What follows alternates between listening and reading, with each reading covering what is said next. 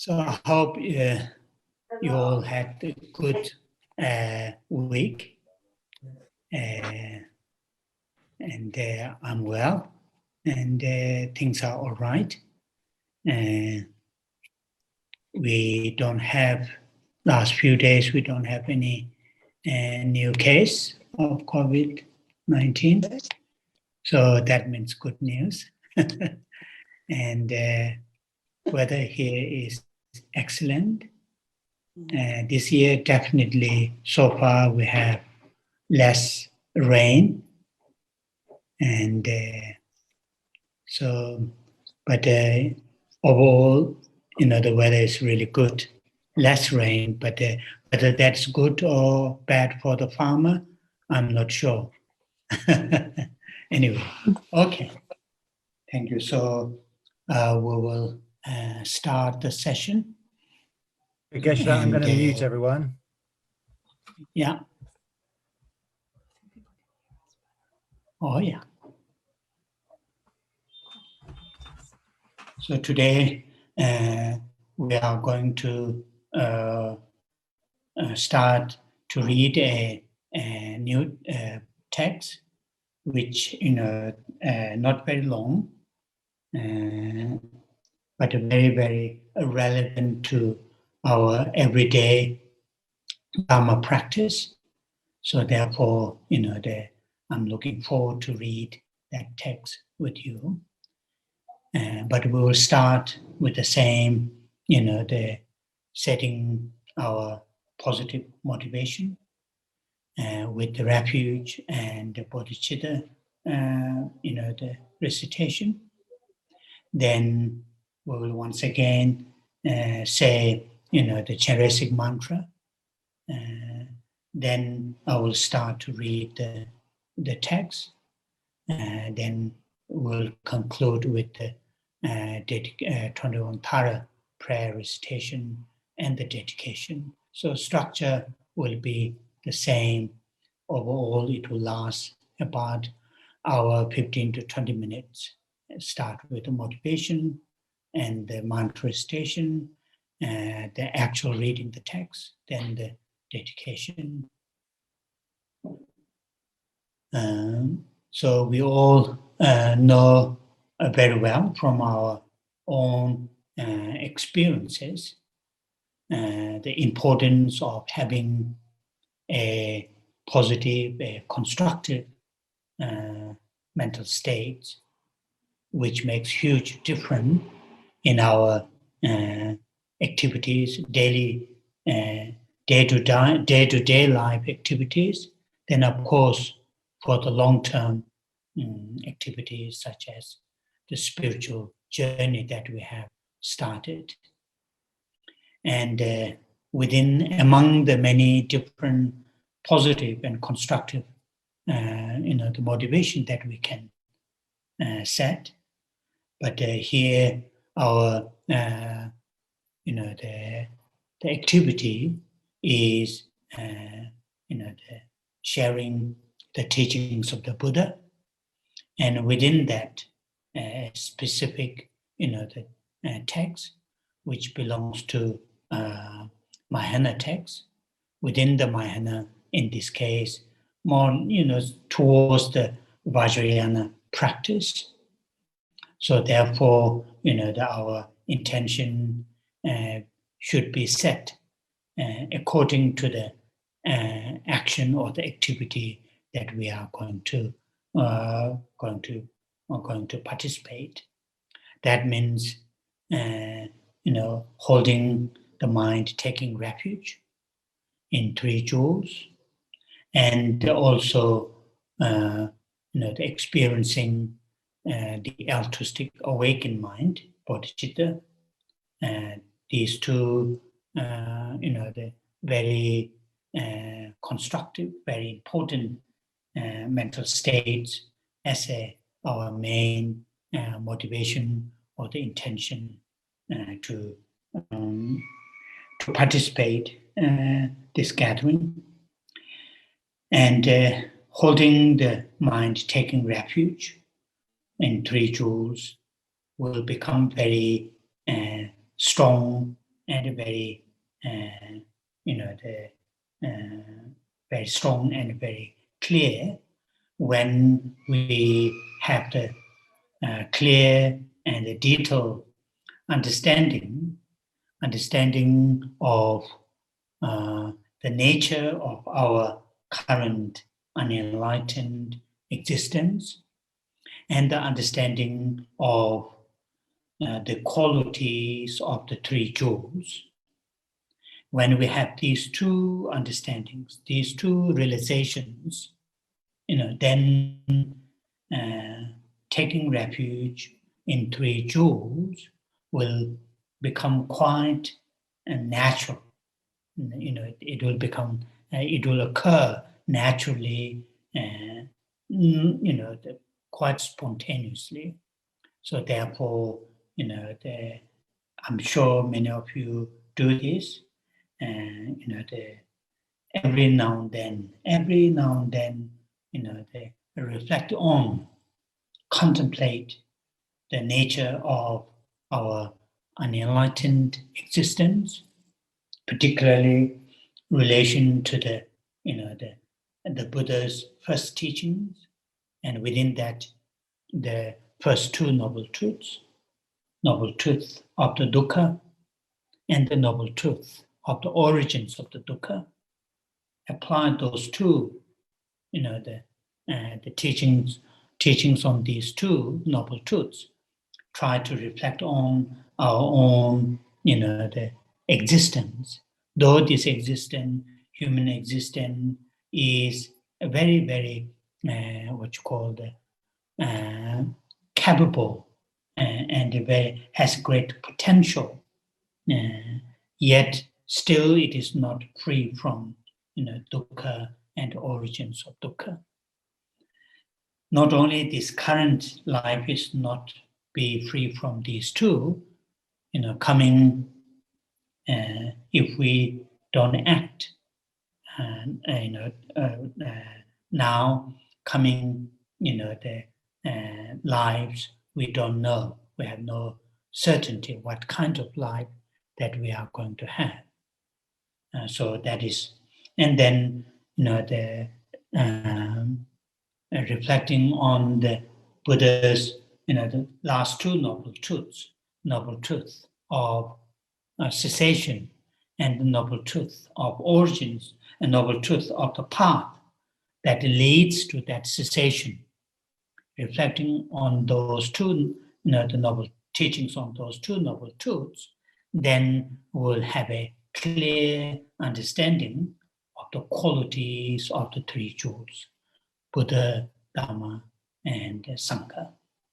And then we'll have, quite naturally, we'll see the Buddha, either the historical Buddha, Gautama, or the Buddhas, those enlightened beings, as our teachers or the mentors. Also, we will see the teachings, the Dhamma, as a means and methods to apply in our daily lives, to experience, to actualize within ourselves. Also, we will understand the Sangha members, whether they are ordained or not ordained. The Sangha members, those people who live, who try to live their life according to the teachings of the Buddha.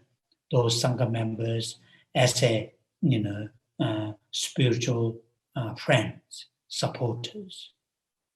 Also, we will have, this taking refuge in three jewels, in these three manners. It's not just occasional. It is not just, when we are facing challenges, difficulties, or it's not only when we are having good times, but all the time.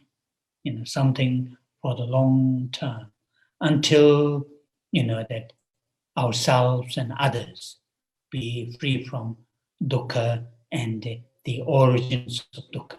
Until that cessation is taking place within ourselves and within others, seeing the three jewels are the refuge.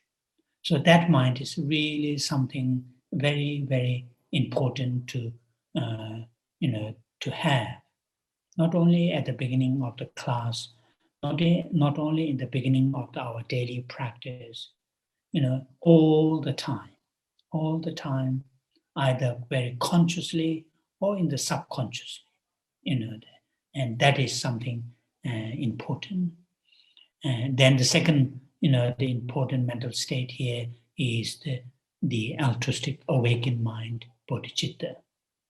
And, because the text that we are going to read, as I mentioned, belongs to the Buddha's teachings, among the Buddha's teachings, the Bodhisattva teachings or Mahayana teachings, to really ourselves very, very seriously and very sincerely take the Bodhisattva and the teachings and the Vajrayana teachings as our spiritual path, then this mind, the mind which, not only concerns, one's own well-beings, not only concerns well-beings of our loved ones, but concerns and the dedication to work well-beings of all living creatures, whether they are our loved ones or whether we have difficulties, all those strangers, without any discrimination, any sort of selection, but from our side, being able to think well-beings of all living creatures. And their well-beings are not only their current, the food, shelter, medicines, friendships, but also to able to think their long-term well-beings. That is, again, as I just mentioned, them all living beings be free from dukkha, suffering, and the origins of suffering. To experience the complete and full awakened mind. So that is, and having that kind of mindset, that kind of outlook, when we encounter, any living beings, have that kind of,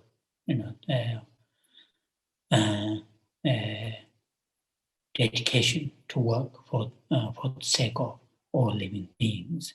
So that is the very general, explanation on this bodhicitta. And many of you, I'm sure, you have studied and you have read, you have received many teachings from many great masters on this topic.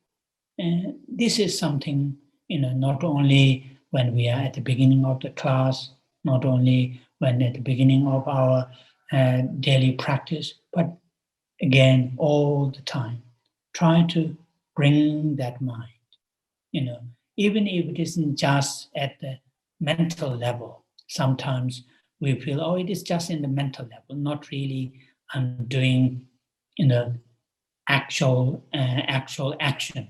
That might be the case, but the things come from the initially at the mental level, then that will gradually, what you call translate into actual action. If there's nothing in here, then it is very difficult to really to come as the actual action. So therefore, that is the really useful to do. So as I just brief to remind, not to you, but also to myself, before we say the refuge and bodhicitta lines, and that's what I've done. Now we will say the refuge and the bodhicitta lines together.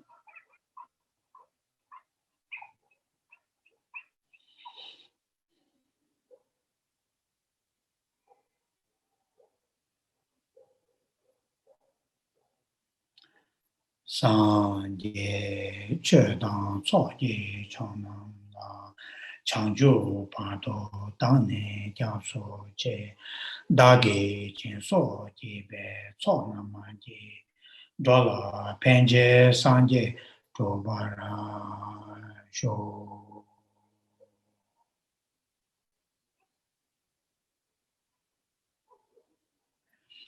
Sanje Chödang Tsoji Chonam La Changju Pado Dane Gyabso Che Dagi Jinso Jibe Tsonamaji Dola Penje Sanje Dobara Sho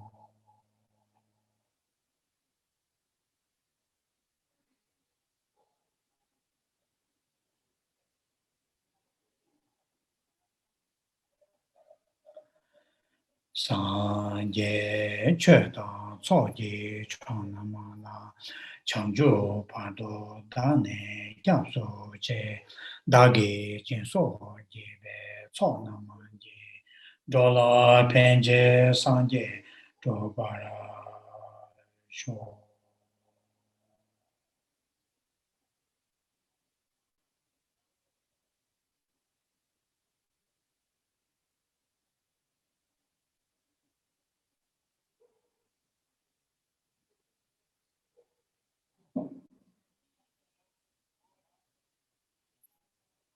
Oh yeah.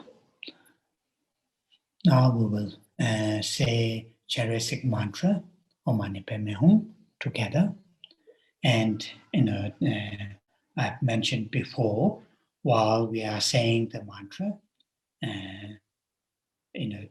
from our heart, and if you are able to visualize Charisic, that's perfectly fine, either on top of our head or in front of us. If that is difficult, but then from cultivate or hold a strong compassion, great compassion towards all living creatures. And while verbally we are saying the mantra, from the mantra in multicolored lights, in the aspect of multicolored light, in the nature of great compassion and wisdom to reach all living beings, and strongly feel and think all the difficulties, all the challenges are completely pacified, purified, and all those living beings, imagine they experience strong sense of compassion, joy, great joy. So hold that kind of, visualization while saying the mantra, or just simply focus your mind on the sound of the mantra, just to bring your mind to the present right here and now by focusing on the sound of the mantra.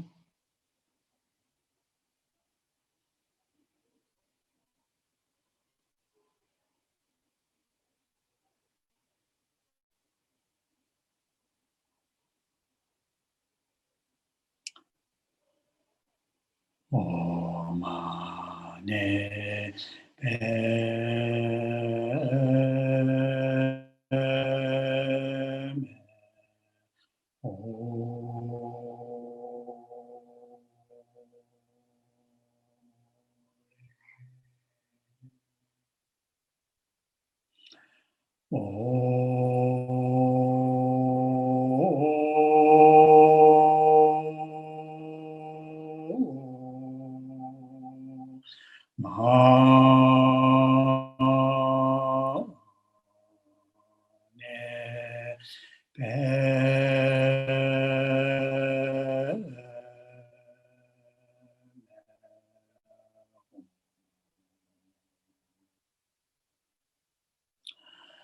Om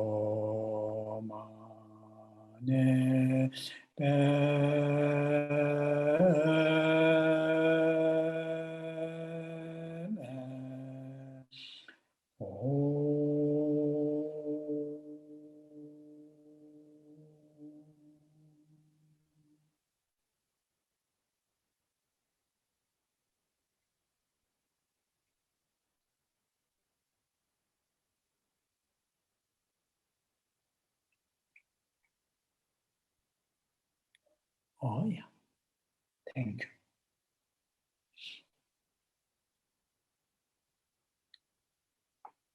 So before I read the text, I would like to give a brief background of generally, the practice behind this with this text, and particularly the text itself. So the text that we are going to read, it is a relatively short text, but it is a particular sets of practice, The practice which, the close to related to the Vajrayana practice, and close to related to the Vajrayana practice. Though in the Sutrayana and the Bodhisattvayana, there are these what you call the teachings, and there are these the activities related to one's own spiritual teachers, how to relate to one's own spiritual teacher, and how to, what are the sort of qualifications the spiritual teachers should have, what are the qualifications as ourselves, as a follower or disciples should have, students should have, then how to build the connections and how to hold the connections after the, what you call the setting the connections. And, from the Sutrayana in the sense, where there's no Mahayana teachings elements, no Vajrayana teachings elements, Buddha taught varieties of teachings according to his followers' mental dispositions. And according to his followers' mental dispositions, some of the teachings are given to the general public, and which are, quite all the Buddhist traditions agree, accept as the teachings of the Buddha. Some of the teachings that Buddha had given, not necessarily in the public, but for certain group of disciples, where their mental what you call the capacities, and certain groups of teachings even not given Buddha, the historical Buddha didn't give in his, the ordained monk's form as a, the historical Buddha, but in a different form, in the different levels of the followers of the disciples. So that is, something that we need to know. Of course, from the modern, the what you call the 21st century, from the academic or the historical, sides looking at, some of them are very difficult to understand, as a teachings of the historical Buddha. Some of them they may understand, yes, these seems given, given by this historical person called the Shakyamuni or the Siddhartha. So that is something which we need to. I'm sure many of you know this, and because of the historical Buddha had given these varieties of teachings according to the followers' mental dispositions, and within this one particular topic, the topic in this case, the spiritual teacher and the follower. For example, there are many clear references in the sutra, like for example in the Theravada sutras or the other Mahayana sutras. At the Buddha's time, historical Buddha, the Buddha's time, when his followers, either ordained monks or the lay people, when they go to see the historical Buddha, before they go to see him directly, they do the circumambulation 3 times. And when they approach the historical Buddha, they approach with the particular body gesture with a form of respect. These are very, so how to build or how to develop that kind of what you call the connection, that kind of relationship between the spiritual master and the student. These are something, generally they are something common. But then according to the teachings levels, then that kind of connection, that kind of relationship are also, have a different sort of degrees or different way to, relate to the spiritual teacher. So that is something which we all should remember. And here, for example, in the monastic, when you receive monastic, what you call the ordination, and after the ordination, receiving different numbers of vows, and then eventually receiving full ordination. According to the different levels of the vows that you are receiving, there are different, the degrees of, how you relate, different ways to how to relate to those different masters. And then, when you receive teachings in the Mahayana, then there are, the teachers should have particular sets of qualities which are quite clearly stated in many different texts, same as the followers. Then in the Vajrayana, and I will not go all those because these are something which we need to learn, from the different teachings. But these are something, important to ourselves as a students, to explore what kind of qualities I should have as a, the follower of Sutrayana, as a follower of Mahayana, as a follower of Vajrayana. Although the Vajrayana and the Mahayana, they are overlapped, they are not completely distinctive in a separate sort of practice. But so that we also have ourselves as a student should have the certain qualities, being a student of Sutrayana practice, being a student of Mahayana practice, being a student of Vajrayana practice. These are the teacher and students, what you call the relationship and the connection to be built very constructively and very positively. It is the two-way system, two-way, the mutual responsibility and mutual understanding, and that is something, important. Okay, so that's the first thing I would like to say. Then, now here, today's our reading, as I mentioned earlier, within those three sets of vehicles, Jnana, Sutra, Mahayana, and Vajrayana. Here, this one, today's our reading, is more towards the last one, which is the Vajrayana. And here is the Vajrayana, but not really, we are not going to read a text, explaining a Vajrayana deity, the deity. We are talking about a Vajrayana master, spiritual master or Vajrayana master, how to practice, how to practice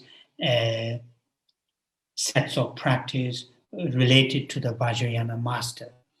That is what here we are going to do. We are going to read. The text belongs to that category, and it is commonly the term is used Guru Yoga. Guru Yoga. The Guru is the master. Yoga is practice. Practice. In Tibetan, Lama Neljoro. Lama is guru or master, Neljoro, yoga or the practice. The Lama or guru, it seems the Tibetan term, shares, comes from the connotation from the, the Sanskrit term guru. Guna is what's called qualities or the great features, guna. And then, so anyway, so here, the somebody or beings who are, who have great qualities and who are, in Tibetan Lama, who are from the, the qualities point of view, quality in the sense from the realizations point of view, much higher or the, have higher realization than ourselves. In Tibetan, Lama, La is above. Ma is saying who is above. Above in the sense not, in the social sort of that kind of hierarchical, sense, but from the realizations point of view, from the realizations, our guru, our spiritual master is more advanced than ourselves, the more advanced than ourselves. In fact, in the one of the Maitriya's texts, that is, the Mahayana text, Sutra Alamkara, Sutra Alamkara. There is one 4 lines describing the qualities of the Mahayana teachers, and among them are to 10, the Shenya Doshiva, Nishiva, Yönden Lakpa. So here I'm just talking about Yönden Lakpa, one quality. It is Yönden Lakpa, one's own teacher or the, the master should be, should have more advanced understanding or realization than ourselves. Or if we want to, so that is the Yönden Lakpa. So Lama in Tibetan, the above in the sense realization is more advanced than ourselves. So advanced can be in many different levels, many different stages. It depends on that. So Lama Neljor. Neljor, yoga in Sanskrit, Neljor. That means, literally it means, arriving or reaching at the right, position or right state. Or Nelma is correct or right, in that sense. Nelma, for example, if we have a thing, any kind of material, if that's not artificial, if that's a real one, that is Nelma. If that's artificial, then that's not Nelma. So the Jorva, arrive or reached. So here the meaning is, the relation to with this practice, this particular practice related to our spiritual teacher, that will take our mind to the right position. And that is literal translation. Lama Neljor, Guru Yoga. So overall, I mean, there are many different forms, many different layers of Guru Yoga can be done, can be practiced. But overall, any form of either very elaborate or very short, the essence of the Guru Yoga is the sort of seeing one's own meditational deity, one's own personal meditational deity, which is introduced by one's own guru or the master. The master who gave us the initiation, instruction, oral transmission to that deity. And that deity we take as our personal deity practice. So that seeing that personal deity and the guru or the master teacher and one's own, the fundamental nature of the mind, the subtle mind, clear-light mind, seeing these three as a one entity, inseparable. The meditational, one's own personal meditational deity, and that guru or the master who gave you, that practice, that introduced you that deity, and taught you how to do that practice, received the oral transmissions, and those two, and one's own, the subtlest clear-light mind, which comes from the beginningless. There are many different terms I use according to the different, what you call the traditions. Here I'm more familiar with the Tsongkhapa's tradition. I'm using that clear-light mind, which is right here, and which will go all the way up to our enlightened state. That these three, through the meditation, through the practice, being able to see, able to experience, these three are inseparable, indivisible, and that is the essence of Guru Yoga. That's how it, the essence of main practice really very much, is on that area. Of course, to reach that area, then there are different stages. Some are very elaborate, some are relatively short, can be done within a few minutes. It depends on which kind of meditational manual that you are, using. And so, though, in the Tibetan Buddhist traditions, all the four schools of Tibetan Buddhist traditions, the Guru Yoga, Lama Tsongkhapa is something, that very, very, take as a very, what you call the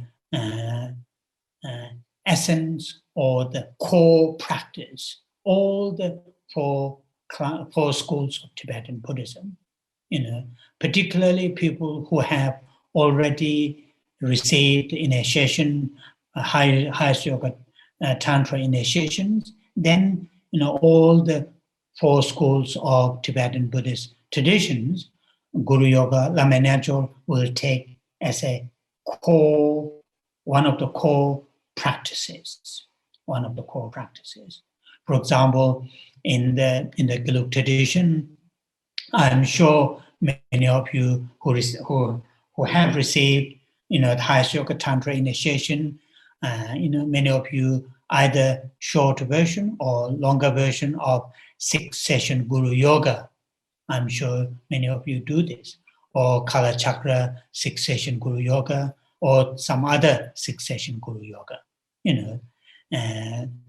Some of you may do long version, some of you may do shorter version, but as long as you have received highest yoga tantra initiation, I'm sure you will do that.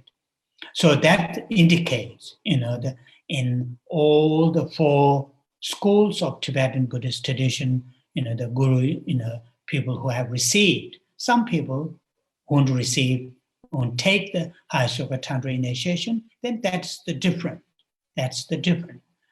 Other ways will take the Guru Yoga is one of the core practices. that's the case in the Tibetan Buddhist tradition. Because in the Tibetan Buddhist tradition, as you know, or quite often His Holiness the Dalai Lama says, the entire teachings of the Buddha is present. The Vajrayana teachings, Mahayana teachings, and the Sutrayana teachings. Or sometimes they translated Sutrayana instead of Sutrayana monastic teachings. So in the Tibetan Buddhism, whether we take all three or not, that is the individual's choice. But as a what you call what we have as a teachings of the Buddha, all those three, levels, or all those three vehicles, Tekpa, Tekpa Sum, three what you call yanas, or three vehicles are there. Again, within the Vajrayana, different classes of the Vajrayana. For example, in the Japan, Korea, and also some of Vietnam have Vajrayana teachings, but not some of the in the Gelug terminology, highest yoga tantra teachings are not there. So that is the case. So therefore, what I'm talking about here is this: the people who have taken the Tibetan Buddhist traditions as one's own spiritual journey, then within that have taken all the teachings in all those three yanas, all those three vehicles, then not only have received teachings, but take all the three as one's own spiritual journey. Then the Guru Yoga is one of the core our daily practices. Now we will see in some of those Indian masters, Nalanda Indian masters. We can trace, we can see some of the references in those Indian masters have some form of Guru Yoga, but not very completely separate practice, more or less related, connected, joined with the deity practice, whatever with Samaja, Hiruka, or in other highest yoga tantra. Along that, the Guru Yoga is part of that. But in the Tibetan Buddhism, all the four schools of tradition, Guru Yoga is very much have some kind of separate practice, and that is what today we are going to look at. Yeah. And as I mentioned, the other, this is the text that we are reading, Guru Yoga text that we are reading, is in the Gelug tradition. And in the Gelug tradition, Tsongkhapa's tradition, when Tsongkhapa was, giving teachings in many different layers, Sutra, Mahayana, Vajrayana, within the Vajrayana highest yoga tantra, there are many, as you know, Tsongkhapa has composed many important highest yoga tantra deity teachings with Samaja, Hiruka, Yamandaka, and others. So, and also there are some of his disciples, whom spent many years with him. Some of them are, gone with him to do the retreat. The very small group of his disciples to go on retreats with the Tsongkhapas.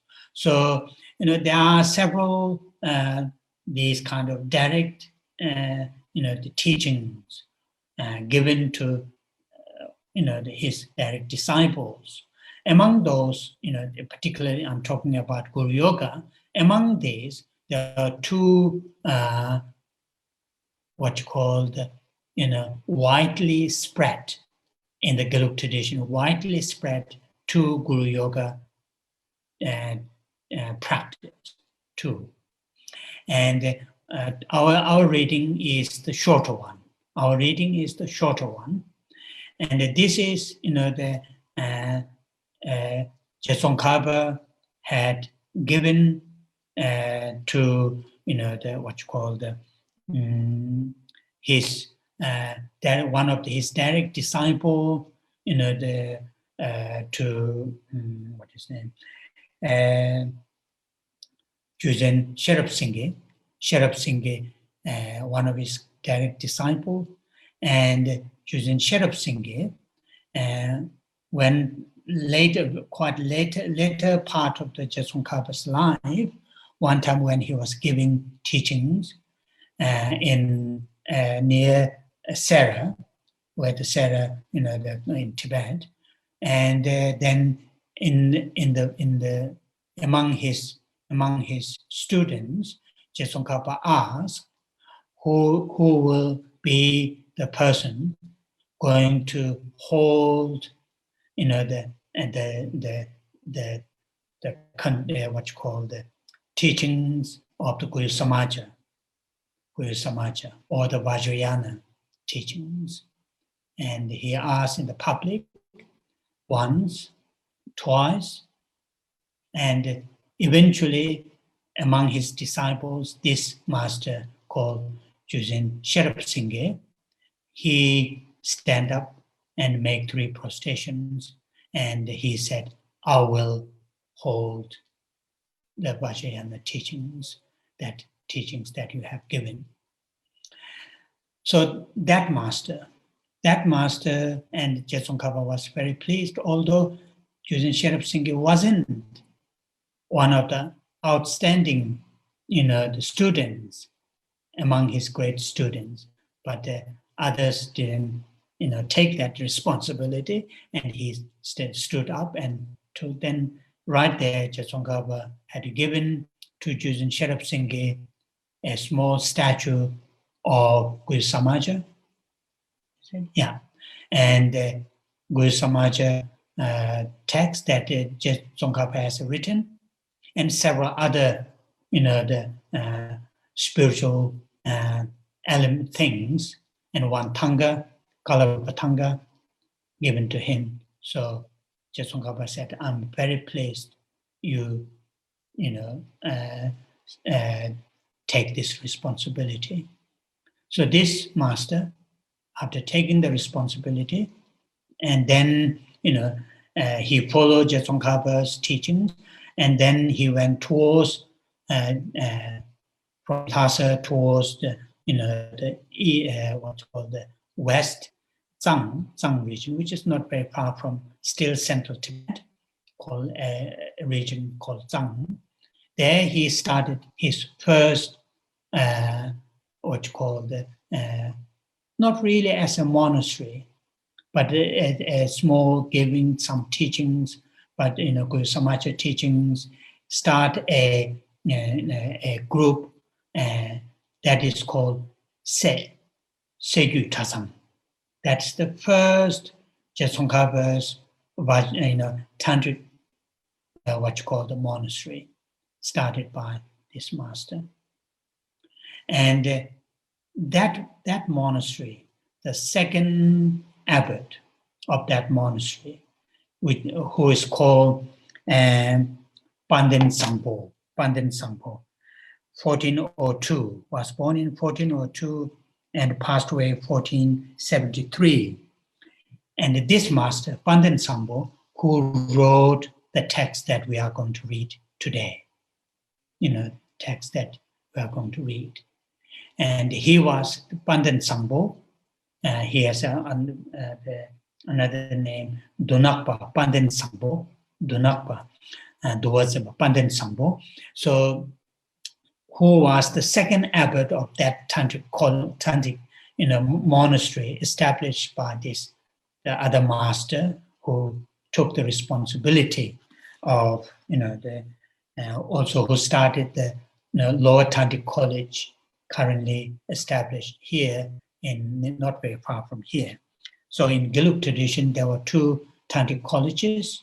The Lower Tantric College. Lower is not in the sense quality, but it is just referring because of the location, upper and the lower. So that is just briefly to explain that. So started from the Geshe Tsongkhapa, and Geshe Tsongkhapa had given his teaching to the Juzin Sherab Singye, and the Juzin Sherab Singye given to this next one, Bunakpa Pandan Sangpo, and Pandan Sangpo had written this text, text that we are going to read. So this is the master who wrote the text. And there's this tradition, and there's another out of two widely spread Guru Yoga and Gelug tradition. The other one is from Geshe Tsongkhapa, and he's another outstanding master called Tongden Jambe Gyatso. Then from Tongden Jambe Gyatso to another master. Then the master who is called Benjing Losang Chuyi Genzen, Benjing, one of the Tashinabo monasteries abbot, Benjing Losang Chuyi Genzen. Then what he had heard from his guru, then write down the text. And that text is called Lama Tsongkhapa, and which we all know Guru Puja, offering to the guru. Or that is Lama Tsongkhapa. So there were two widely spread Guru Yoga practice in the Gelug tradition. Although there are others, both are these two are widely spread. In Tibet, the many parts of the Tibet, and also in Mongolia, in China, and in many parts of where they. So these two, out of those two Guru Yoga practice, widely spread Guru Yoga practice, our reading was the first one, put into writing. Initially, Geshe Tsongkhapa has taught. Geshe Tsongkhapa has taught to Juzin Sherab Singye, but Juzin Sherab Singye didn't write it written down. But the Pandan Sangpo, he had written down. So quite often, some of these teachings, these two Guru Yoga teachings, are also called Nyingyu. Nyingyu, literally it means, whisper from ear to ear, not written down as a, because some of these are kept in a very small circle of group, because these are really very much one-to-one, very much a personal teachings, but later written down, because of the worry of going to get lost. So that is one. I think it's important to mention. Okay. And then in this the text that we are going to read, it is called Ganden Hla Gyama, Ganden Hla Gyama, and the 100 Deities of the Joyful Land, Ganden Hla Gyama. That's the text that we are going to read. 100 Deities, or sometimes translated, the gods, it doesn't matter, of the Joyful Land that we are going to read. And it has many commentaries. The commentary that I'm going to read is written by 8th the Dalai Lama, the Gyaltsang Gyatso, who is the 8th Dalai Lama, and he wrote a short commentary on this, the 100 Deities of Joyful Land. Okay, so these are just really the background which quite useful to know. Now the text itself is quite short, and the topics are quite what you call many of you know very well. Many of you know very well, and not that kind of very complicated, the quite straightforward topics. Mainly involved with making offerings, supplications, the requestings, and so on and so forth. They're quite straightforward. So before, traditionally, and also this common, the 8th Dalai Lama's commentary, and also traditionally, before reading the text itself or before doing the Guru Yoga practice itself, it involves, certain levels of what we call in Tibetan ngondo. In other words, preliminary practice. Preliminary practice. So here, the preliminary practice are again very common. Many of you know, and many of you do this practice. That is,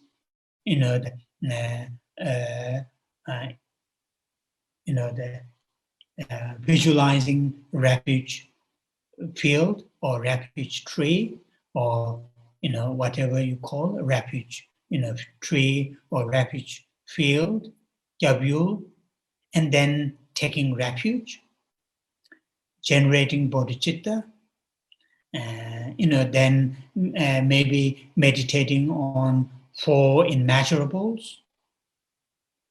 That is more or less, common, almost all the preliminary practice.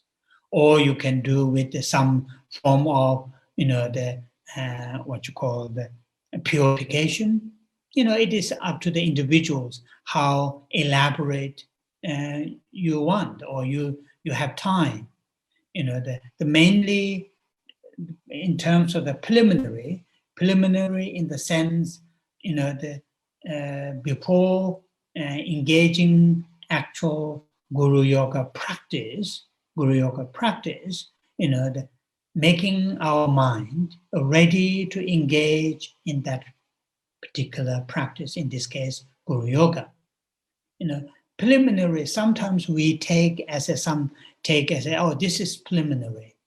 The main practice is something down there. If we do that, then we are making big mistake. If we don't prepare ourselves, if we don't prepare our mind properly, when we reach at the main practice, there isn't that much, in the sense our mind is not ready to engage in the main practice. So therefore, don't sort of skip. I do this when we do retreat. So the deity retreat, and in the deity retreat, although there are several different retreats in the deity that can be done. One of the which anyway. So counting retreat, which is called Tangso Nianba. Tangso, you are just counting the mantra, and when you finish, the 300,000 or 10,000, then you say, okay, I've done that retreat. That is called counting retreat, which the term itself is not really great. So when we do the counting retreat, then all the preliminary practice are more or less, like today I read a small article. One of my friends who lives in America sent me a small article talking about those, very fast bullet train. So, those preliminary practice, when we do the preliminary practice, that part, we, like the bullet train, just gone. Started, end, then nothing there between. That's not really good. That's not good. We should spend good time at the preliminary practice. So in this case, the preliminary is, if you can, imagine not very elaborate, just, you can do just Buddha, that can be done. Or if you have a particular deity, you can do that. Or your guru, It doesn't matter, whichever you want. To visualize something, don't need to visualize, but here, explain the visualizing. Visualizing in front of you the refuge field or refuge tree. At the center, you can just visualize Buddha, or at the center you can visualize your Guru, who is embodiment of the Buddha, Dharma, and Sangha, and all the deities. That's enough. That kind of creating that kind of what's called atmosphere of in front of us the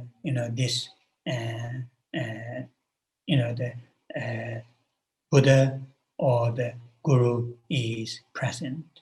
Then if you can add other figures too. Then taking refuge in front of that. Then in front of the refuge of the field, generating bodhicitta. And in front of the refuge field, meditating on the four immeasurables. Usually that kind of length will be enough with the short meditation. After you finish that, then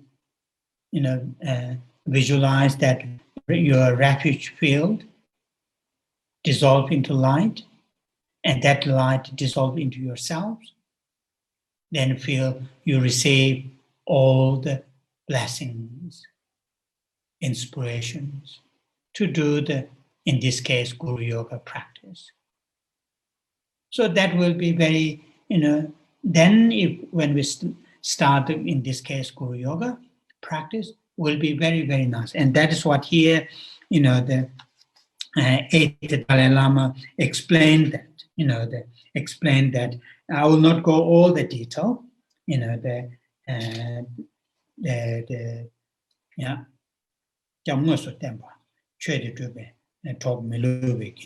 so talking about that refuge field that we have visualized is embodiment of three jewels. The Buddha, who is the teacher or the mentor. The actual refuge, which is the teaching. Dato, Ganden, that is the refuge, the Sangha, who is, the spiritual friends. Dato Shune, Rang Dagi, Rangshen Simjen Tamji Yutondo, Japsu, Tenla, Japsun Kunjo Sumba, Tembor Chawanyan. Seeing those, seeing one's own guru or the teacher who have invited or who have visualized as our refuge, object or refuge field, who is embodiment of all three jewels, and inviting or visualizing this is Dagi. The purpose of that is me to take refuge in three jewels, in order to me to be able to benefit, able to work for the sake of all living beings. And that is something important part of the taking refuge, because taking refuge can be done without Vajrayana element, without the Mahayana element. Taking refuge in three jewels can be done purely in the Sutrayana. In that case, there is not necessarily you need that thinking all living beings. As soon as you will start to take refuge with relation to the Mahayana practice, as soon as you will take refuge in the three jewels, relation to the Vajrayana, then in that refuge, our motivation must concord with the Mahayana. That means all the sake of living beings that you are taking refuge. That element is a very important part.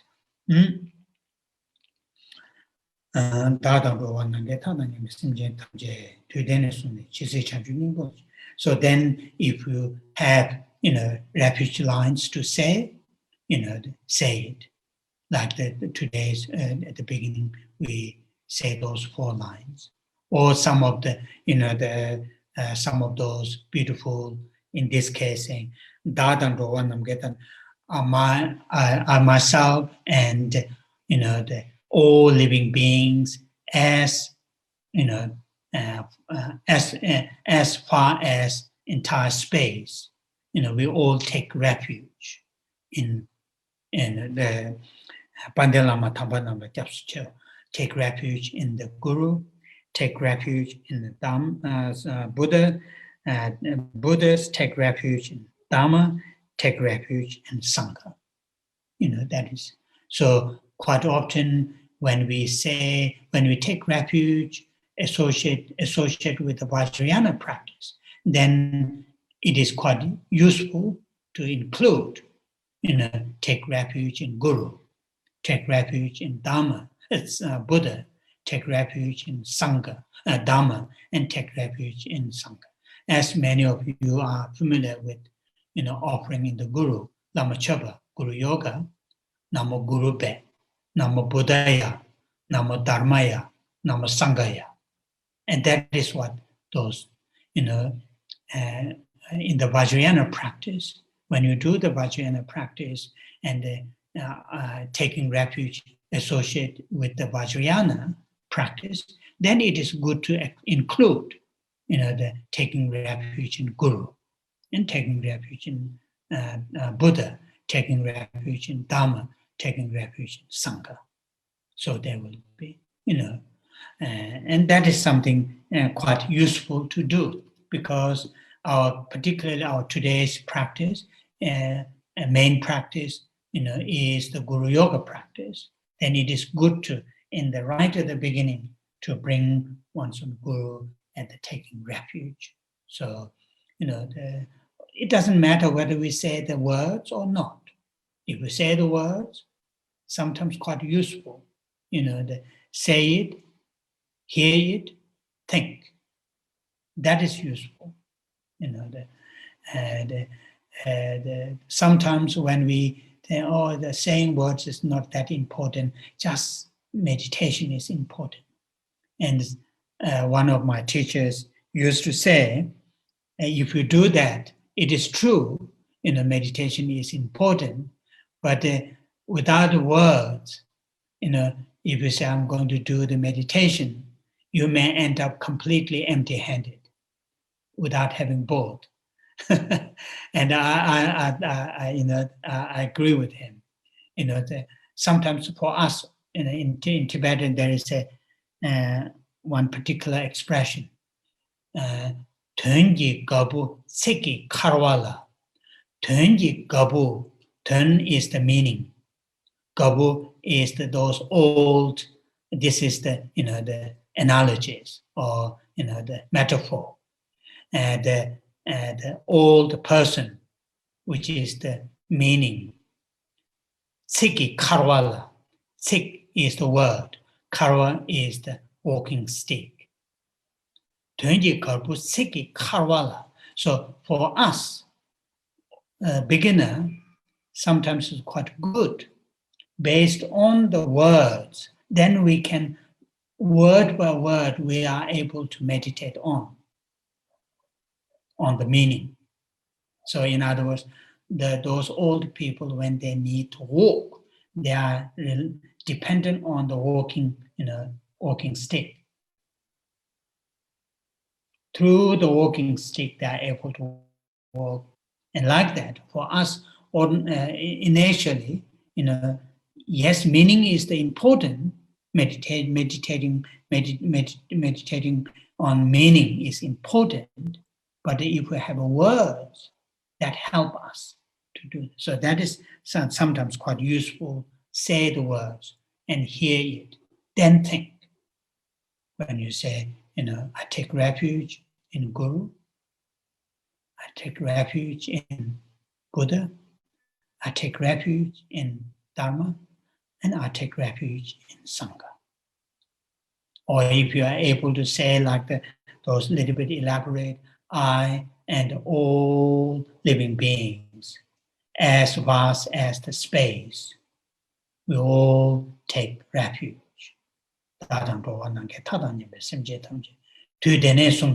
From now until attain enlightenment, I take refuge in Guru, I take refuge in Buddha, I take refuge in Dharma, I take refuge in Sangha.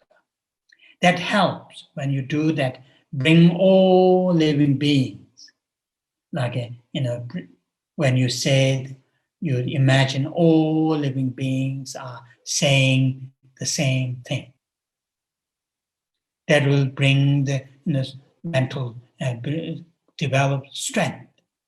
You are not alone, and you are like taking, leading that all living beings. That kind of direction. So refuge, which is very, very useful to do. And then bodhicitta, meditation. Meditate on bodhicitta, meditate on four immeasurables. Then do if you like to do further, like some offerings, that's fine. It's up to the individual. Then to eventually to dissolve into light, and that light dissolve into you. Or many teachers say just leave it. All the time leave it to Guru there, thinking that is the indication of you are all the time with your Guru, not dissolving that. There are different versions. It is up to the individual's taste. Sometimes you like to dissolve when you feel quite sad, quite lonely, quite difficult to dissolve, and feeling you receive all the blessings, all the inspirations, all the mental strengths for your spiritual journey. Or leave it there, thinking the Guru, who is embodiment of Buddha, Dharma, and Sangha, all those spiritual masters, who is all the time present with me. So that is also will do. Okay, so now we are already, so we will leave it here. And from next Sunday, then we have 3 Sundays, we are going to read the text itself. So we finished the preliminary, and I will not go any detail. The refuge I mentioned, I've explained a little bit, but many of you know this very well. Just I've done as in a form of to remind ourselves. Okay. So now, turn on Tara prayers.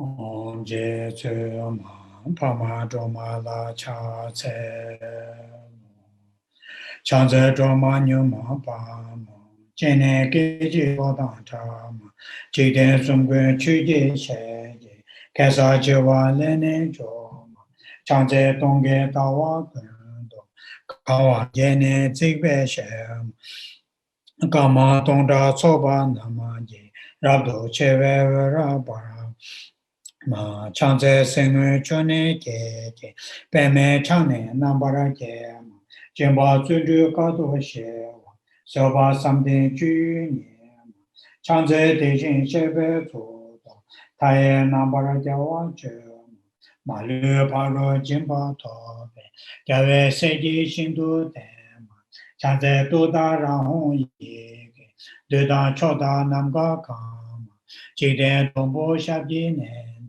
Luba Meba Guba Numa Chanze Gajen Mela Tsamba Nonla Nato Wanju Chema Jombo Rola Chesa Namanda Niju Tsoye Dune Dema Chanze Deje Chadan Peje Paro Chogo Rabdo Joma Egon Yunjang Shabji Nende Meba Choba Shindo Parama Chanze Duri Jiwa Chembo Digi Pao Nabara Joma Chuji Shanne Chonye Denze Dao Tamje Malu Sema Chanze Kunjo Sumzen Chaje Seme Tokar Nambara Jema Malu Choje Kolo Jembe Rangi Weji Tsonama Chema Chanze Rabdo Gawa Jeme Udin Weji Chengwa Bema Sheba Rapshe Dodara, Dudan Jikden Wangdo Zema, Changze Sashi Gongwe Zona, Tamje Guba Numa Nema, Chonye Yewa Yige Honge, Pongba Tamje Nambara Zema, Changze Dawe Dombu Yemba Tamje Shindo Parama, Ebe Chune Weba Me, Dabara Shindo Weba Zema, Changze Gebe Tama Me, Barbe Chengwa Wine Nema, Yeda Yongum Gune Koroge, Daye Bungne Nambara Joma, Changze Sashi Ngala Chari, Tegi Nushin Shabdi Doma, Chonye Jenze Yige Honge, Rimba Dumbu Namne Gema, Changze Dema Gema Shema, Nyangen Deshin Ju Nema, Sowa Omda Yangda Dembe, Dikpa Chenpo Jomba Nema, Changze Kune Koraba Gawe, Daye Lune Nambara Gema, Igi Jubu Ngane Kwebe, Ripa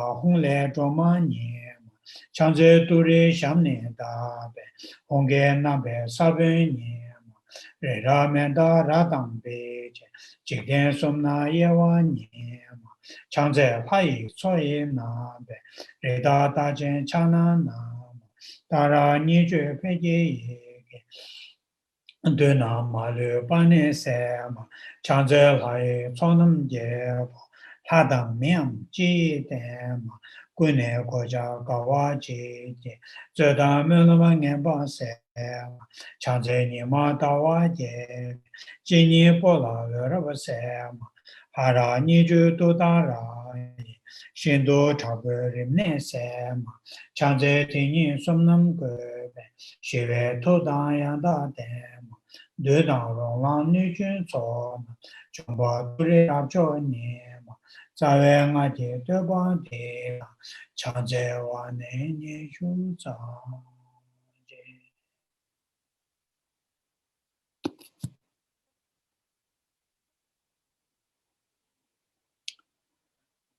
Kewa di Jio Sanama Yeshe Toto Sanama Yeshe Leon Tamba Kuni Tobara Sho Chanjo Semjo Rembo Che Maje Panama Je Juro Che Jeba Nyamba Meba Kone Kondo Pewa Kanri Rave Korve Shinkamade Penda Dewa Malu Jungene Jere Sewa Tenzin Jaso Ye Shabe Sede Pado Tenjuro Je.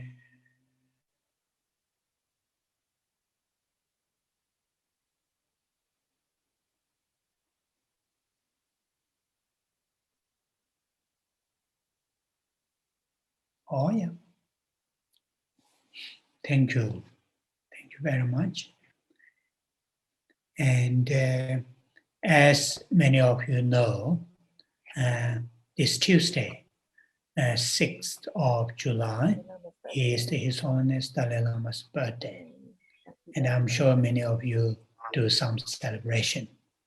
And I remember last year, there was some kind of celebration organized by, I think, somewhere from Taiwan or Singapore. And His Holiness said, the best present that you can give to my, the birthday is to recite 6-syllable mantra as many times as possible. So I would suggest you, many of us, almost all of us, have either directly or indirectly received many teachings from His Holiness the Dalai Lama. And some of us also received highest yoga tantra initiations, like Kala Chakra or other initiations. I remember one short initiation, that might be his last initiation so far in the UK. that is, I think, in Manchester. He gave Akshobhya initiation. I can't remember after that he gave an initiation in UK. So many of us were there. So to recite the Charasic mantra, and also to say this short, his long life prayer that just we have done, those 4 lines. Okay, so I will see you next Sunday. Yeah. Thank you. Thank you. Thank you. Yeah. Thank you. Thank you. Very much, Geshe. Thank you. Thank you. Okay. Bye bye. Take Good care. night. Geshe. Yeah. Goodbye. Till Jan and Co. Bye.